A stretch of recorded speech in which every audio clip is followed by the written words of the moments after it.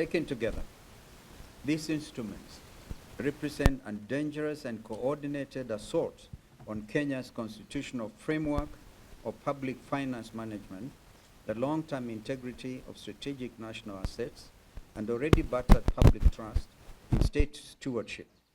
They are being advanced at a moment when Kenya's fiscal credibility is under acute stress, and when the Kenya Pipeline Company IPO has demonstrated what happens when government asset transactions are conducted without transparency and without competitive process or genuine public buy-in. The National Assembly and the Departmental Committee on Finance and National Planning must reject both instruments in their current form. Number one, the National Infrastructure Fund Bill 2026, a solution in search of a problem. Kenya's infrastructure deficit is not a product of institutional scarcity. It is a product of execution failure, procurement corruption, and fiscal opacity. Adding a new fund to broken systems adds another layer of dysfunction with reduced oversight. As of 2024, Kenya already had over 60 public funds operating outside the consolidated fund, many with overlapping mandates, weak oversight, and poor reporting. A proliferation, the control of budget has flagged as a major governance risk. Article 206 of the Constitution is unambiguous. All public revenue must flow through the consolidated fund and be subject to parliamentary appropriation. We underline that. The proposed fund risks creating a semi-autonomous financial reservoir where cabinet-level officials can deploy significant public resources without annual parliamentary approval. The very arrangement Article 206 was designed to prevent. On CS Bandi's admission and misleading Parliament, these concerns are directly confirmed by the conduct of Treasury Cabinet Secretary John Bandi in a sworn affidavit filed at the Milimani High Court on or about March 3rd, 2026. CS Bandi confessed to having misled Parliament regarding the legal status of the 5 trillion shillings National Infrastructure Fund, while consistently presenting the fund to parliamentary committees as a public fund subject to parliamentary oversight. His court affidavit refuted a wholly contradictory reality.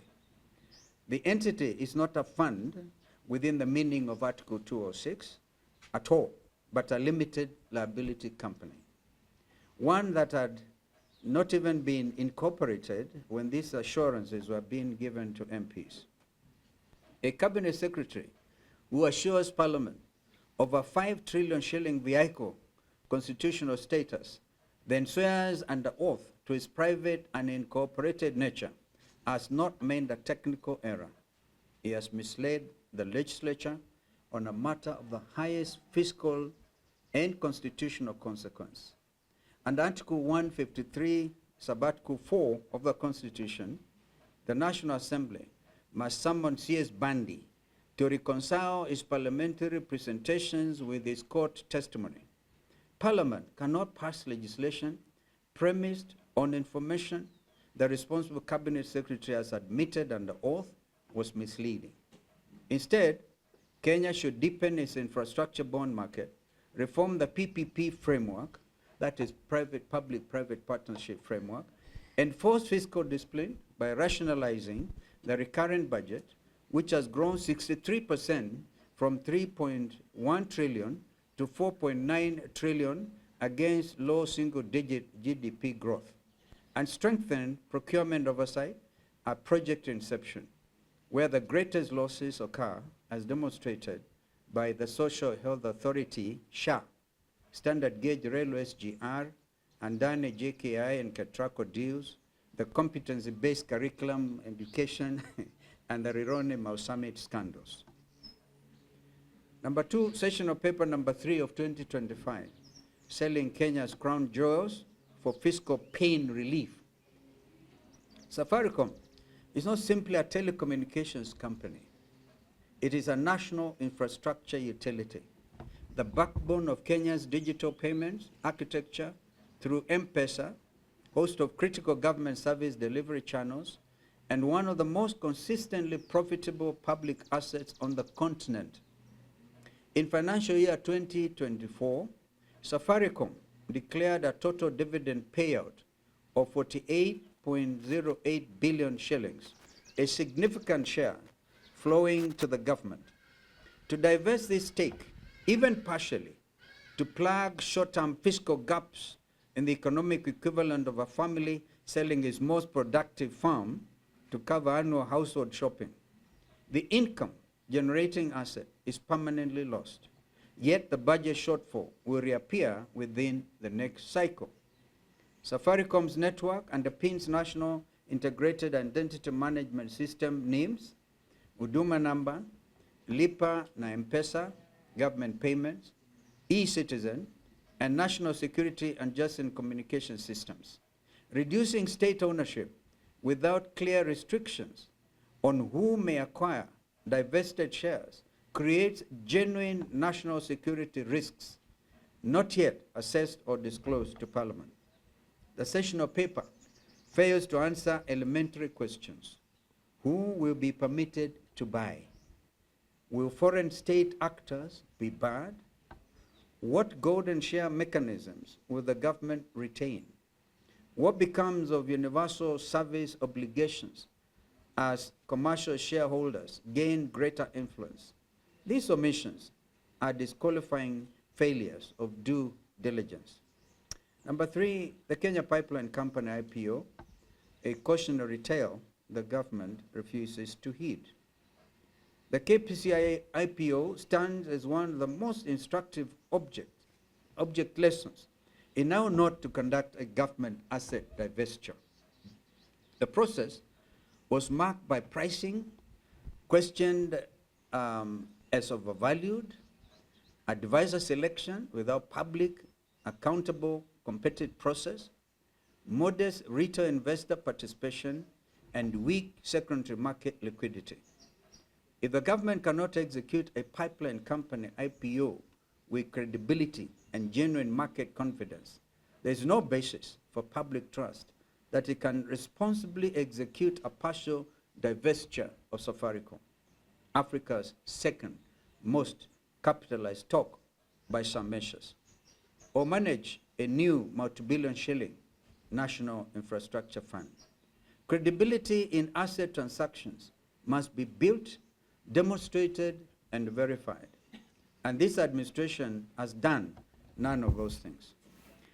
Demands. These are Kenya's demands.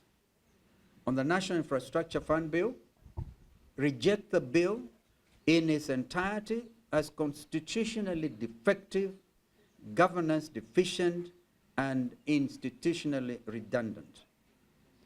Commission an independent constitutional review of the bill's compatibility with Article 206 before further consideration.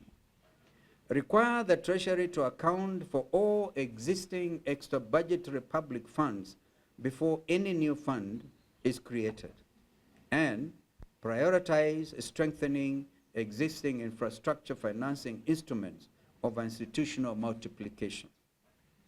On the Safaricom partial divestiture, reject sessional paper number 3 of 2025, demand its full withdrawal pending a comprehensive independent strategic asset review, require full publication of all transaction advisor engagement terms and selection processes, commission an independent actuarial and strategic valuation of the Safaricom stake, demand a national security assessment of reduced state shareholding, and hold full public participation hearings in line with Article 118 of the Constitution before any divestiture instrument proceeds.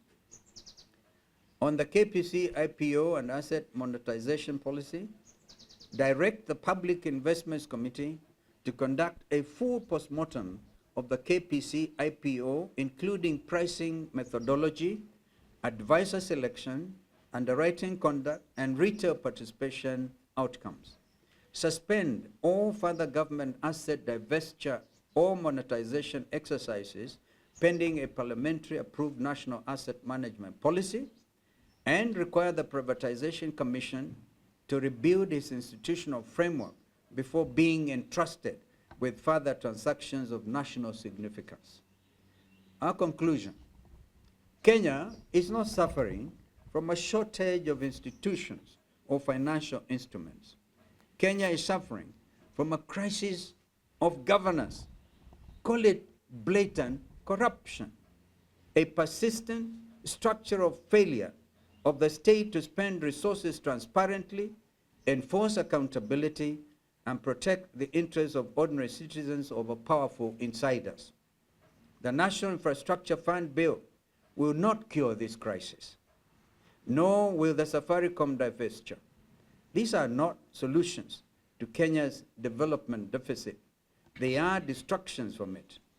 And in the wrong hands, they become instruments for deepening the same elite culture that has stunted Kenya's growth for generations. The United Alternative Government stands on the side of constitutional integrity, fiscal discipline, and the long-term strategic interests of the Kenyan people. We call on this Parliament to do the same. Issued today, the 5th of March, 2026. And I thank you.